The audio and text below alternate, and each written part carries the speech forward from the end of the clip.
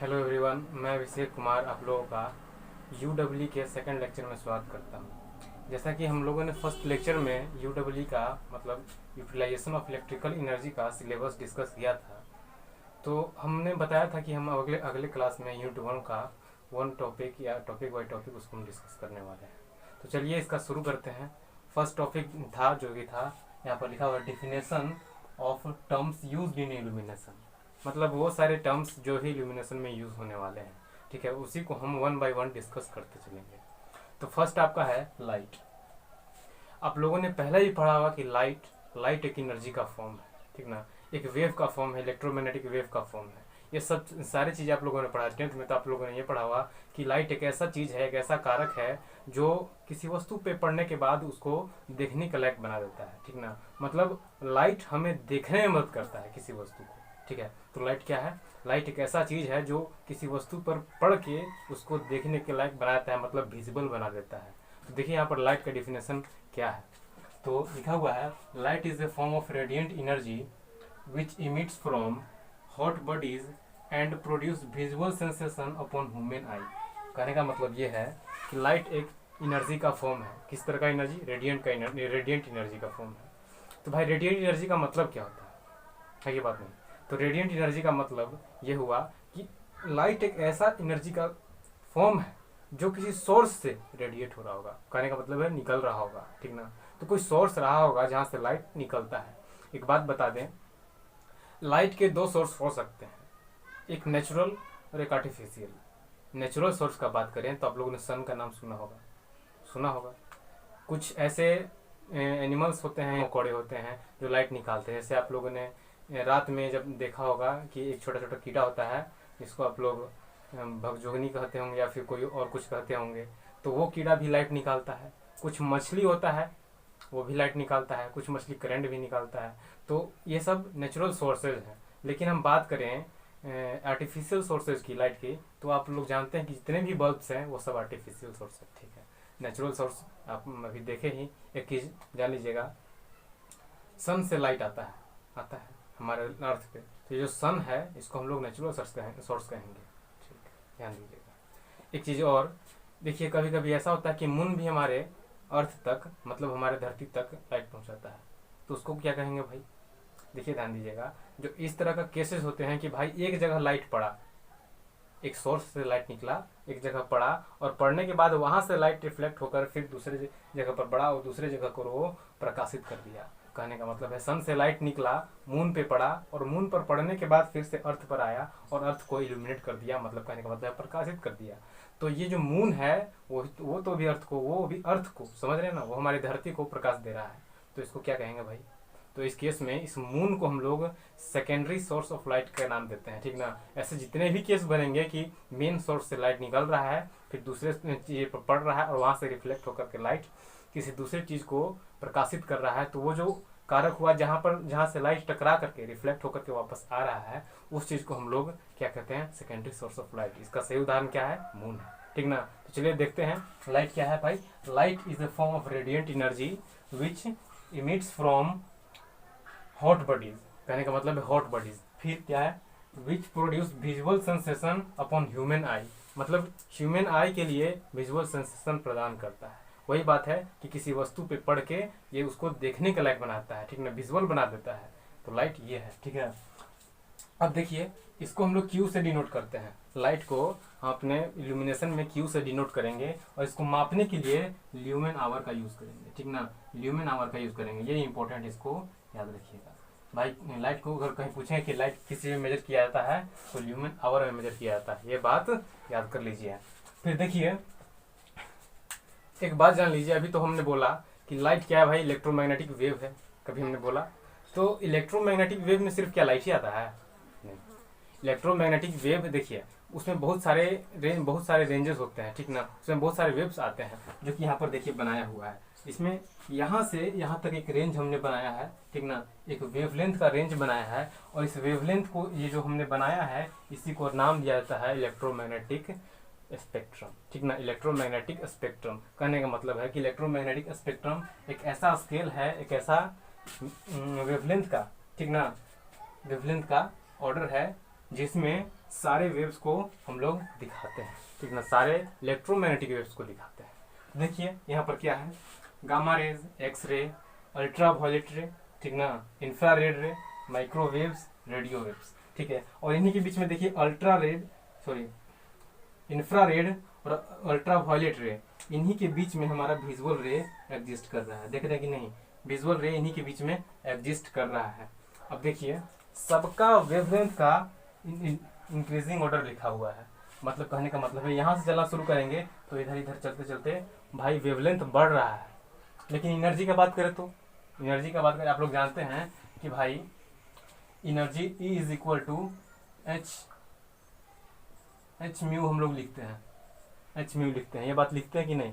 तो अगर ये बात हम लिखते हैं तो म्यू का बात करें, म्यू का, अगर वेवलेंथ इधर से इधर आने में वेवलेंथ अगर बढ़ रहा है तो जाहिर सी बात है फ्रीक्वेंसी घटेगा। और जैसे जैसे फ्रीक्वेंसी घटेगा, ये फ्रीक्वेंसी लिखा हुआ है, तो जैसे जैसे फ्रीक्वेंसी घटेगा वैसे वैसे इधर से इधर आने में एनर्जी क्या होगा, घटेगा भाई, घटेगा कि नहीं घटेगा। तो यही देखिए यहाँ पर लिखा हुआ है कि ये जो इधर है, अगर इधर से इधर जाते हैं तो इंक्रीजिंग ऑर्डर किसका है, वेवलेंथ का। लेकिन अगर इधर से इधर आते हैं, समझ रहे बात को, इधर से इधर आते हैं, मतलब कहने का मतलब है यहाँ से यहाँ आते हैं तो ये किसका इंक्रीजिंग ऑर्डर है, एनर्जी का, ठीक ना, एनर्जी का इंक्रीजिंग ऑर्डर है। सिंपल भाषा में अगर आपसे क्वेश्चन पूछा जाए कि बताइए रेडियो वेव का एनर्जी ज्यादा होता है या फिर गामा रेज का एनर्जी ज्यादा होता है, तो किसका एनर्जी ज्यादा बताइएगा, है कि नहीं बात, किसका एनर्जी ज्यादा बताइएगा कि भाई गामा रेज का एनर्जी ज्यादा है। क्यों, क्योंकि यहाँ से इधर जब आएंगे तो इंक्रीजिंग ऑर्डर है किसका, एनर्जी का। बात समझ में आ रहा है। आगे देखिए यहाँ पर कभी कभी क्वेश्चन इस तरह से भी पूछा जाता है कि बताइए हमारा जो विजुअल रे है वो किन किन रेज के बीच में एग्जिस्ट करता है।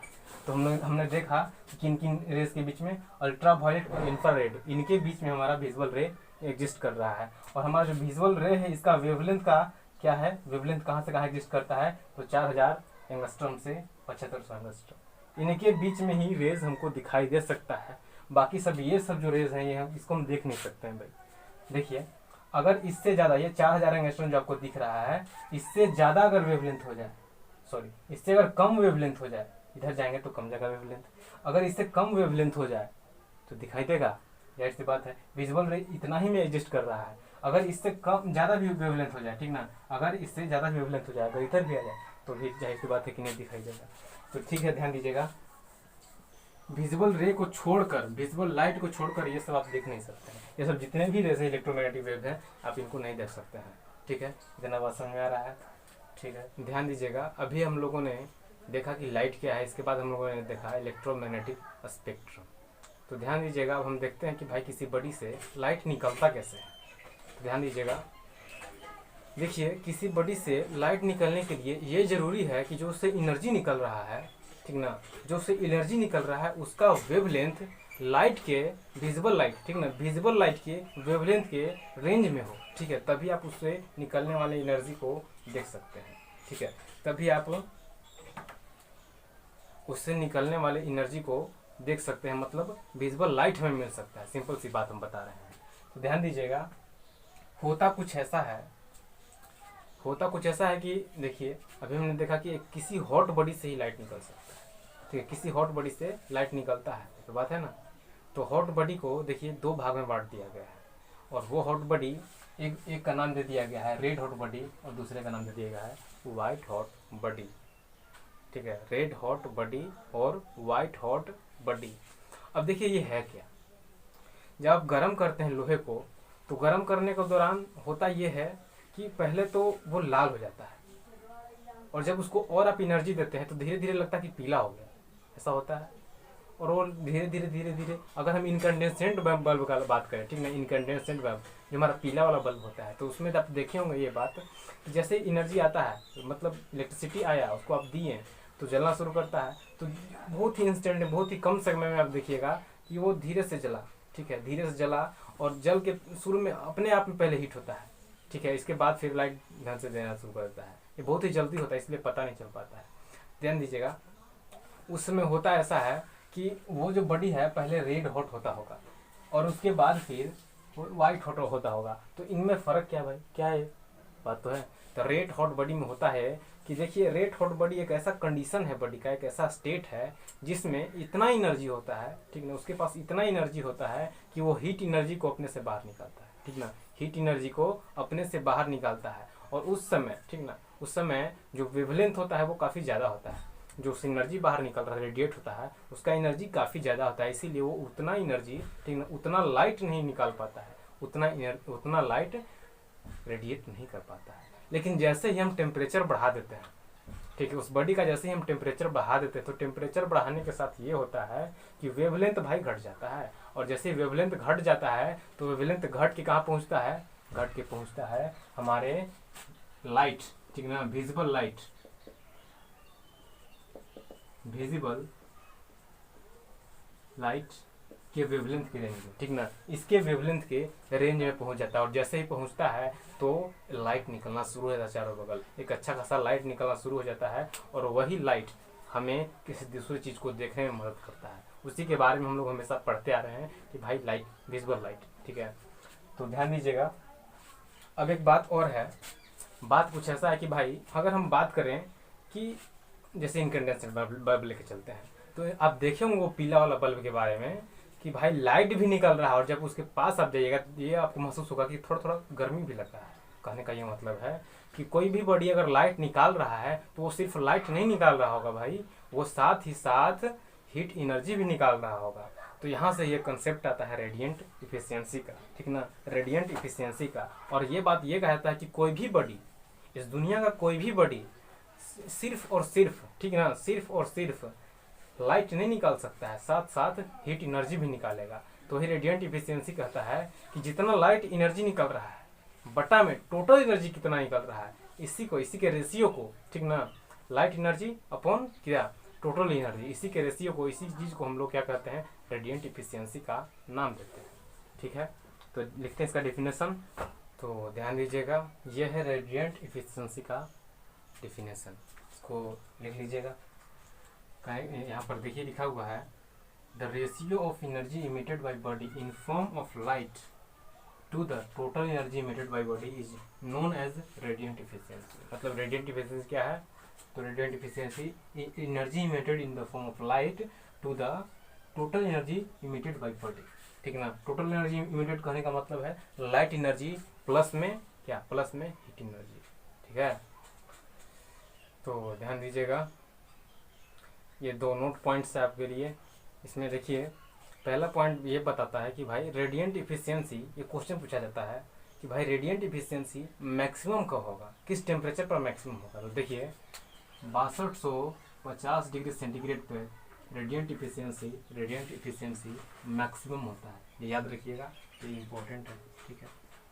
वही एक और बात कि जैसे ही जैसे आप टेम्परेचर, बॉडी का टेम्परेचर बढ़ाते हैं, ठीक है, वैसे ही वैसे बॉडी का वेवलेंथ, जो एनर्जी रेडिएट करेगा बॉडी, उसका वेवलेंथ घटता है और साथ में रेडिएंट इफिशियंसी बढ़ता है, ठीक ना।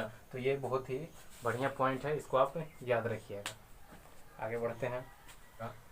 जो लाइट है इसका कलर वेरी करता है क्योंकि वेवलेंथ वेरी करता है, ठीक ना।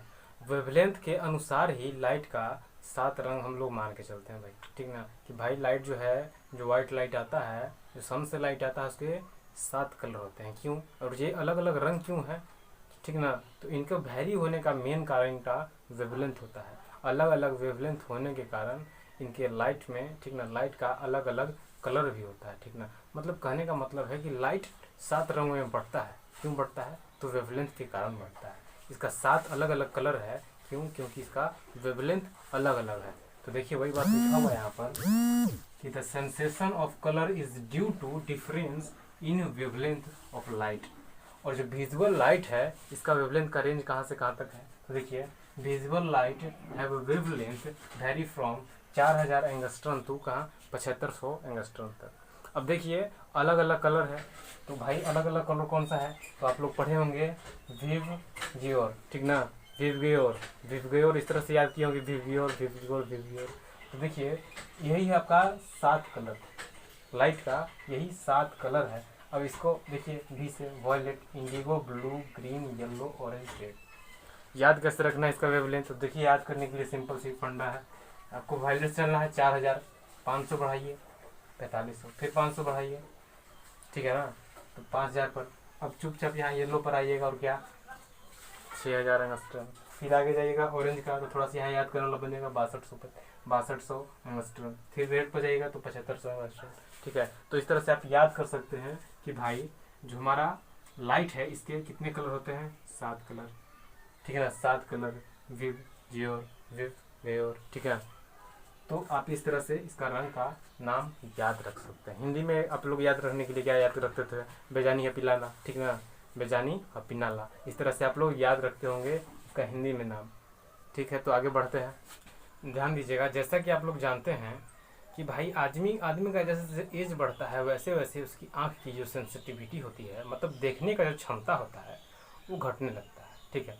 तो ये सेंसिटिविटी है, ये कहने का मतलब है कि अलग अलग आदमी में, ठीक ना, और अलग अलग एज वाले आदमी में वह अलग अलग होता है, ठीक है। तो एक ग्राफ हम बनाते हैं सेंसिटिविटी और वेवलेंथ के बीच में, ताकि हम ये पता कर सकें भाई, हम ये पता कर सकें कि कौन सा ऐसा कलर है जिसको हम आसानी से देख सकते हैं, ठीक है। कम लाइट में भी किस कलर को हम आसानी से देख सकते हैं। तो देखिए एक ग्राफ हम बनाए हैं सेंसिटिविटी वेवलेंथ ग्राफ। इसमें दिखाया गया है, देखिए क्या दिखाया गया है कि यहाँ इस एक्सिस पर हम सेंसिटिविटी को दिखाए हैं, इस एक्सिस पर वेवलेंथ को दिखाए हैं। अब यहाँ पर देखिए सेंसिटिविटी वेरी कर रहा है 0.2, 0.4, 0.6, 0.8 और यूनिट। इसके बाद इस एक्सिस पर वेवलेंथ है, यहाँ पर देखिए 4000 एंगस्ट्रम, 5000 एंगस्ट्रम, 6000 एंगस्ट्रम, 7000 एंगस्ट्रम। तो ये जो है यहाँ से यहाँ तक आप देख रहे हैं, जान रहा है कि विजुअल लाइट का रेंज है। देखिए अब यहाँ पर जो यूनिट सेंसिटिविटी है, अगर इस पर हम देखें तो यहाँ पर 5550 के आसपास मैक्सिमम सेंसिटिविटी देखने को मिलता है। और इस रेंज में जो लाइट होता है वो जो कलर होता है, देखिए कौन सा, ग्रीन येलो, ठीक है। इस रेंज में जो कलर होता है वो ग्रीन येलो कलर होता है। अब देखिए अगर ऐसा कभी हो कि भाई किसी रूम में लाइट धीरे धीरे घटाना शुरू कर दिए, धीरे धीरे लाइट घटाना शुरू कर दिया गया हो, तो बताइए सबसे पहले, ठीक ना, सबसे पहले कौन सा कलर डिसअपीयर हो जाएगा और सबसे आखिरी में कौन सा कलर डिसअपीयर होगा, ठीक है। तो अभी हम बोले कि भाई कम से कम इल्यूमिनेशन में जिस कलर को हम देख सकते हैं वो कौन सा कलर है, तो ग्रीन येलो कलर है, ठीक ना, ग्रीन येलो कलर है। और कौन सा रेंज है उसका, 5500 एंगस्ट्रम के आसपास जो कलर आता है उसी को हम आसानी से देख सकते हैं। तो ध्यान दीजिएगा, अब जैसे जैसे इल्यूमिनेशन लेवल घटाना शुरू कर दिया जाएगा, जो कम सेंसिटिविटी वाला है कलर वो सबसे पहले डिसअपीयर हो जाएगा। मतलब कहने का मतलब है कि जो वॉयलेट या रेड होता है वो सबसे पहले डिसअपीयर हो जाएगा। तो सबसे पहले डिसअपीयर होता है वॉयलेट, इसके बाद रेड, इसके बाद फिर जो कम है वो वाला, फिर वो वाला, फिर आखिरी, सबसे आखिरी में जो डिसअपीयर होता है वो है येलो ग्रीन कलर, ठीक ना। सबसे आखिरी में डिसअपीयर होना कौन सा है, येलो ग्रीन कलर। तो चलिए इसी को देखते हैं हम लोग क्या है। तो देखिए इस सेंसिटिविटी वेवलेंथ ग्राफ से हम ये पाए हैं कि मैक्सिमम सेंसिटिविटी जो होता है, यूनिट सेंसिटिविटी, वो कहाँ पर पाता है, 5550 एंगस्ट्रम पर। इसके बाद देखिए इस कर्व से, from sensitivity curve we can say that yellow green colour can be seen under poor condition of illumination. मतलब बहुत ही खराब कंडीशन, इल्यूमिनेशन का बहुत ही खराब कंडीशन, बहुत ही डीम लाइट में भी हम लोग किस कलर को आसानी से देख सकते हैं, तो वो कलर कौन सा है, येलो ग्रीन कलर, ठीक ना। येलो ग्रीन कलर को हम आसानी से देख सकते हैं। आगे देखिएगा कि when illumination level of light reduces continuously, मतलब जब इल्यूमिनेशन लेवल को कंटिन्यूअसली लगातार घटाया जाए, ठीक ना, जब रिड्यूस किया जाए, तो देखिए सबसे पहले कौन सा डिसअपीयर होता है, तो वॉयलेट डिसअपीयर होता है। इसके बाद कौन सा डिसअपीयर होता है,